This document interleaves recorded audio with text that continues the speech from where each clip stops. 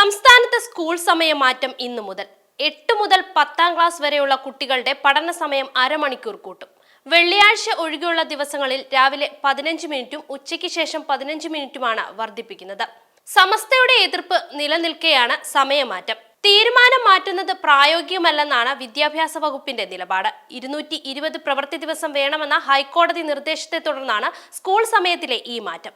വിദ്യാഭ്യാസ അവകാശ നിയമം അനുസരിച്ച് ഹൈസ്കൂളിൽ 1100 മണിക്കൂർ പഠന സമയം വേണം. സർക്കാർ നിയോഗിച്ച 5 അംഗ സമിതിയാണ് ഹൈസ്കൂളിൽ അരമണിക്കൂർ അധിക സമയം നിർദ്ദേശിച്ചത്.